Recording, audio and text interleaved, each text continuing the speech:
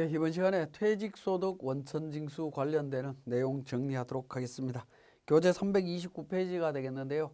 자, 제가 페이지를 계속 말씀을 드리고 있지만 페이지는 우리 세무사랑 프로 업데이트 관계로 인해서 캡처 화면들이 조금 변동이 생기면서 페이지가 달라질 수 있습니다.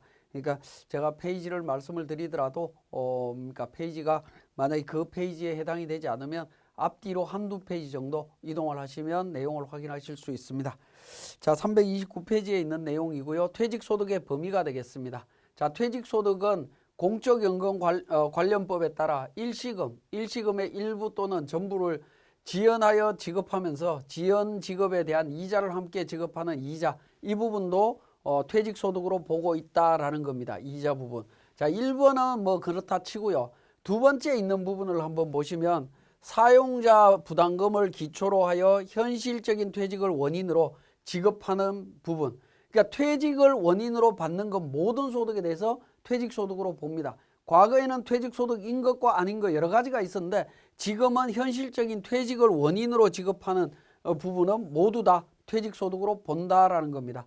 자, 그 다음에 기술인 공제회법에 따라 지급받는 과학기술발전장려금, 그 다음에 건설근로자 고용개선 등에 관한 법률에 따라 지급받는 퇴직공제금, 그 다음에 종교 관련 종사자가 현실적인 퇴직을 원인으로 종교단체로부터 지급받는 금액, 그 다음에 해고, 예고, 수당 뭐 이런 부분들이 퇴직소득에 포함이 된다라고 보시면 되겠습니다.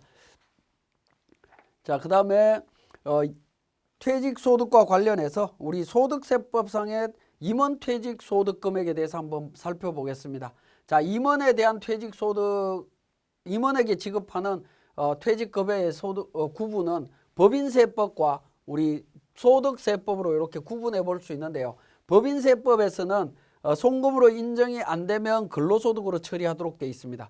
송금으로 인정이 되게 되면 퇴직급여로 처리를 합니다.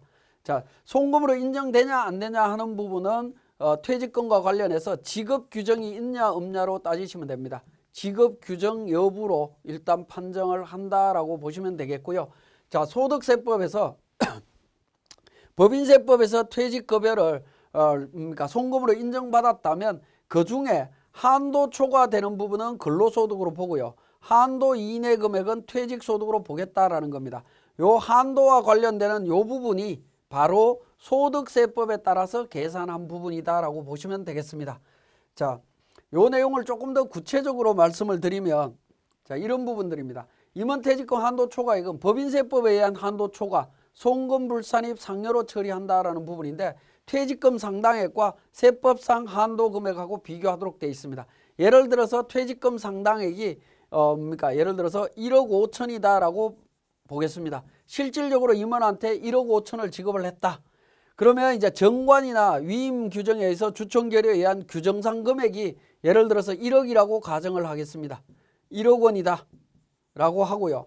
그 다음에 규정이 없는 경우는 규정이 있으면 규정대로 가는 거고요. 규정이 없으면 총급여 곱하기 10% 곱하기 건속연수로 계산을 합니다. 그러니까 규정이 있으니까 1억 원입니다. 그러면 두 개의 차이는 얼마죠? 5천만 원이 되죠. 자, 5천만 원에 대해서는 송금 불산입해서 상여 처분을 하게 됩니다. 이게 인정상여가 되죠. 그죠? 인정상여로서 근로소득으로 처리가 됩니다. 자, 그러고 나면 요 1억 원, 인정되는 1억 원을 기준으로 해서 소득세법 기준으로 갑니다. 자, 소득세법 기준에 가서 처리를 합니다.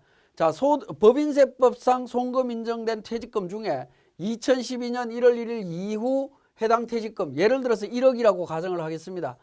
전체 다가 2012년 1월 1일 이후에 지출된 금액이라는 거죠. 법인세법상의 송금 인정된 금액입니다. 자, 그러면 이제 3년 총급여 평균액 곱하기 10분의 1, 그리고 12년부터 19년 12월 31일까지 건속연수 곱한 금액의 3배수, 그 다음에 20년도 이후부터 2배수로 계산을 합니다. 자, 이렇게 계산한 금액이 예를 들어서 7천만 원이라고 가정을 하겠습니다. 자, 7천만 원이라고 가정을 하게 되면 두 개 차이는 얼마죠? 3천만 원이죠. 이 3천만 원은 근로소득으로 보겠다라는 부분입니다. 근로소득으로 보는 부분이고요. 이 7천만 원은 퇴직소득이다라는 겁니다. 그죠? 퇴직소득이 됩니다. 자, 퇴직소득이 되는 거고요. 이 퇴직소득이라고 판단하는 부분은 소득세법상의 퇴직금이 되는 거죠. 그죠? 퇴직금이 되는 거고, 이 1억 원은 법인세법상의 퇴직금으로 비용 인정받은 부분이 될 겁니다. 자, 요렇게 계산한다라고 보시면 되겠습니다. 그래서 여러분들은 2020년도 이후분부터는 2배수로 바뀌었다라는 거, 요것도 좀 기억하실 필요가 있습니다. 그 내용이 우리 330페이지부터 332페이지까지 내용을 정리를 해놨습니다. 자, 그 다음에 퇴직의 판정 특례입니다. 자, 퇴직금 미수령으로 퇴직이 아닌 경우입니다. 원래는 퇴직이긴 하지만 퇴직으로 보지만 퇴직금을 안 받았다면 퇴직으로 보지 않겠다라는 겁니다. 다음 사유가 발생하였으나 퇴직급여를 실제로 받지 아니한 경우에는 퇴직으로 보지 아니할 수 있다라고 되어 있습니다. 종업원이 임원으로 된 경우, 그 다음에 합병, 분할 등 조직 변경이나 사업 양도, 출자 관계에 있는 법인으로의 전출이 이루어진 경우, 그 다음에 상근 임원이 비상근 임원으로 된 경우, 그 다음에 비정규직 근로자가 정규직 근로자로 전환된 경우, 뭐 이런 경우에는 퇴직금을 수령하면 퇴직으로 처리를 해주고요. 퇴직금을 수령 안 했다면 퇴직으로 처리 안 할 수도 있다라는 겁니다. 보시면 퇴직금 미지급 시에, 퇴직금 지급 시에는 현실적인 퇴직으로 인정을 한다라는 겁니다. 실질적으로는 회사하고 근로관계가 종료가 안 됐지만 퇴직으로 인정해 주겠다라는 겁니다. 퇴직금 미지급할 때는 퇴직이 아니다라는 거죠. 특히 종업원이 임원이 되는 경우입니다. 종업원 때보다 임원 때가 급여 수준이 더 높죠. 더 높기 때문에 일반적으로 퇴직금이 증가하게 됩니다. 그런 경우에는 근속 기간을 전부 인정받는 게 유리할 수 있겠죠. 그런 경우에는 퇴직 처리하지 않고 미지급금 처리하고 나중에 임원이 된 이후에 퇴사해서 전체 기간을 처리할 수도 있는 그런 부분으로 이해를 하시면 되겠습니다. 반대의 경우도 있죠. 3번 같은 경우. 3번 같은 경우 상근 임원이 비상근 임원이 됐다. 상근 임원이 받는 급여하고 비상근 임원이 받는 급여하고는 차이가 생기죠. 그죠? 비상근 임원이 받는 급여가 줄어듭니다. 급여가 줄어든다는 얘기는 퇴직금 상당액도 줄어들 수밖에 없겠죠. 이런 케이스 같은 경우에는 상근 임원에서 비상근 임원이 될 때 상근 임원 때까지의 퇴직금을 미리 정산해서 받고 비상근 임원 때는 비상근 별도로 계산하는 게 유리할 수도 있습니다. 어쨌든 간에 퇴직금 받느냐 안 받느냐에 따라서 퇴직 처리가 될 수도 있고 안 될 수도 있다라는 겁니다. 자, 퇴직금 수령으로 퇴직으로 보는 경우입니다. 수령했다면 퇴직으로 보는 건데 이때 중요한 건 뭐냐면 계속 근로기간입니다. 계속 근무를 하고 있는데 다음의 사유로 퇴직금을 지급받으면 그러니까 받은 날 퇴직으로 본다라는 겁니다. 근로자 퇴직급여 보장법에 따른 중간정산 사유에 해당이 되는 경우 중간정산 사유에 의해서 근로자가 퇴직금을 미리 받으면 그 부분 인정받을 수 있습니다. 이때 중간정산 사유 반드시 확인하셔야 됩니다. 우리 교재에 보시면 333페이지에 그 사유가 있습니다. 확인하시고요. 그 다음에 근로자 퇴직급여 보장법에 따라 퇴직연금 제도가 폐지되는 경우에는 퇴직금 지급할 수 있습니다. 자, 계속 근로자의 경우에 이렇게 처리된다라고 말씀을 드렸습니다. 자, 그 다음에 퇴직소득의 수입 시기가 되겠습니다. 수입 시기는 퇴직한 날로 하도록 되어 있고요. 과세 표준 및 세액 계산입니다. 자, 퇴직소득 금액은 비과세 퇴직소득과 간주 근로소득을 제외한 총 퇴직급여 합계액을 말합니다. 퇴직소득 금액은 합계액을 말한다라는 겁니다.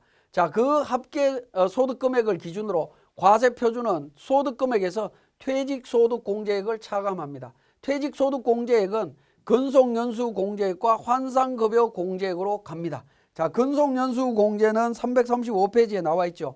5년 이하 근속연수는 30만 원 곱하기 근속연수로 금액을 차감해 줍니다. 자, 20년 초과는 1200만 원 플러스 120만 원 곱하기 20년 초과 근속연수로 계산한 금액을 차감하도록 되어 있습니다.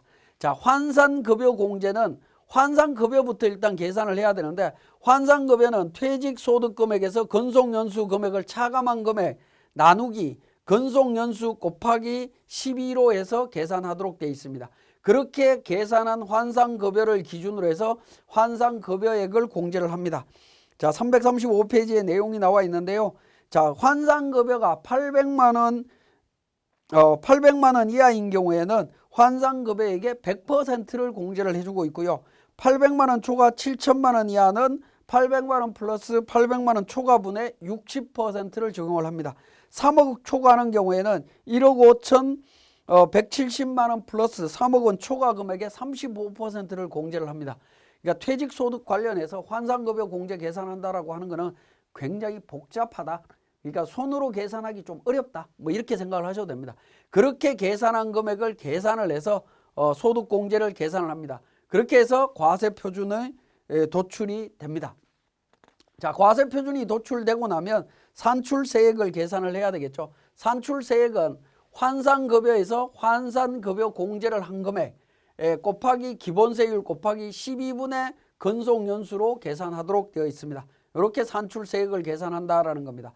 자, 보시면 환산급여에서 뭡니까? 그 환산급여 공제를 차감한다라고 말씀을 드렸죠. 자, 그 내용을 보시면 퇴직소득금액에서 퇴직소득공제, 근속연수공제, 환산급여 공제로 가는 부분이니까요. 그죠? 그러니까 환산급여에서 이걸 다 차감해서 정리를 하시게 되면 그 금액이 나온다라고 보시면 되겠습니다. 자, 이렇게 계산이 되고요. 그 산출세액 계산하는 부분까지 말씀을 드렸습니다. 337페이지에 참고사항에 보시면 2016년도 1월 1일 이후 퇴직소득 산출 계산 방법인데 요거는 이제 19년도까지 과거 방법과 그러니까 19년도 새로운 방법, 지금 방금 설명드렸던 이 방법을 섞어서 계산하는 방식이었고요. 20년도부터는 과거 방법 필요가 없습니다. 이제부터는 지금까지 설명드렸던 방식, 환산급여 방식으로 해서 세액을 계산한다. 그렇게 이해를 하시면 되겠습니다. 자, 그 다음에 퇴직소득에 대한 과세 방법이 되겠습니다. 원천징수 시기는 그러니까 퇴직소득을 지급할 때 처리를 합니다. 지급할 때 원천징수를 하는 부분이고요. 자, 그러면 원천징수는 누가 하느냐 하는 부분인데 원칙은 국내에서 거주자나 비거주자에게 퇴직소득을 지급하는 자가 지급할 때 소득세를 원천징수합니다. 다만 퇴직소득을 지급할 때 다음 각호에 해당하는 금융회사 등과 사용자 간에는 원천징수 의무 대리 또는 위임 관계가 있는 것으로 봐서 적용을 한다. 자, 공적연금 관련되는 부분하고요. 연금계좌 취급자입니다. 연금계좌 취급자는 DC형과 IRP입니다. 여기에 주의하실 것은 뭐냐면 DB형은 제외되어 있다라는 겁니다. DB형은 제외됩니다. 자, IRP와 DC형 연금에 가입이 되어 있는 경우에는 누가 원천징수하느냐? 금융회사 등이 원천징수 의무자가 된다라는 겁니다. 금융회사에서 원천징수를 합니다. 그죠? 금융회사에서 원천징수한다라는 거. 자, DC형과 IRP만 그렇습니다. DB형은 누가 원천징수하느냐? 회사가 원천징수를 합니다. 회사가 원천징수한다라는 거 기억을 하시면 되겠습니다. 자, 그 다음에 원천징수 세액 계산과 관련되는 부분이 되겠습니다. 원천징수 세액 계산은 퇴직자가 퇴직소득을 지급받을 때 이미 지급받은 다음 각호의 퇴직소득에 대한 원천징수 영수증을 원천징수 의무자에게 제출하는 경우에는 이미 지급된 퇴직소득과 자기가 지급할 퇴직소득을 합산해서 정산해서 소득세를 원천징수한다라는 겁니다. 해당 과세기간에 이미 지급받은 퇴직소득이 있는 경우가 되겠습니다. 예를 들어서 5월 1일 날까지 중간정산으로 퇴직금을 지급을 받았습니다. 지급을 받았고 그 다음에 제가 실질적으로 10월 달에 퇴직한다면 5월 달 퇴직금과 10월 달 받는 퇴직금을 합산해서 정산을 해야 되겠죠. 그런 케이스도 있겠고요. 또 이런 케이스도 있겠죠. 예를 들어서 이런 경우입니다. 자, 5월 달에 A라는 회사에서 퇴직금을 정산을 받고요. 5월 달에 정산을 받고 자, 10월 달에 B라는 회사에서 퇴직금을 받았다. 이중 퇴직소득이 있을 때 합산해서 연말정산을 해라라는 겁니다. 연말정산이 아니라 퇴직소득세를 정산하라라는 겁니다. 과세 기간에 이미 지급받은 금액이 있다면 이렇게 처리를 합니다.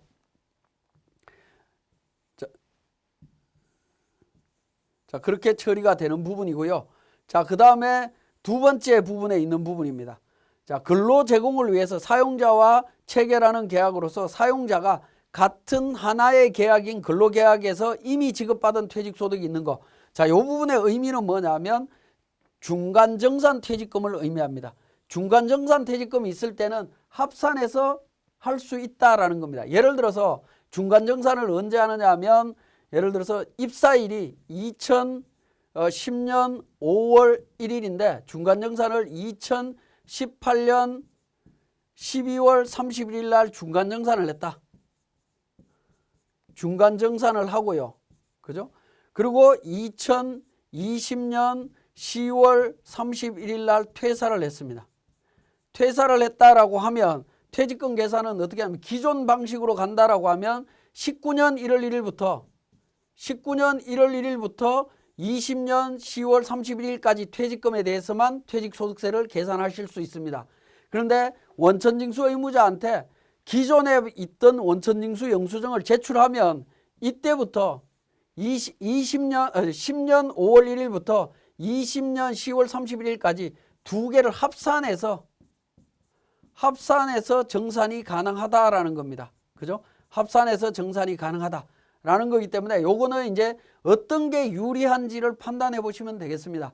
그래서 어떤 경우에는 합산하면 오히려 세액이 줄어드는 경우도 있고요. 어떤 경우는 합산하면 오히려 세액이 늘어나는 경우도 있습니다. 늘어나는 경우, 줄어드는 경우는 다양하게 있을 수 있기 때문에 반드시 같이 고려해 보실 필요가 있습니다. 이거는 선택사항입니다. 선택사항이기 때문에 반드시 합산해야 된다는 것이 아니라 선택해서 유리한 쪽을 정리하시면 되겠습니다.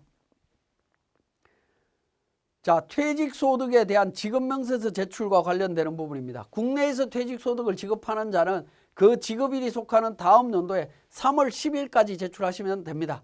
그리고 휴업, 폐업하는 경우에는 휴업일 또는 폐업일이 속하는 달에 다음 달 말일까지 제출하시면 되고요. 미제출 시에는 가산세가 부과되기 때문에 퇴직한 경우에는 다음 연도 3월 10일까지 반드시 제출하셔야 된다는 거 기억하셔야 되겠습니다.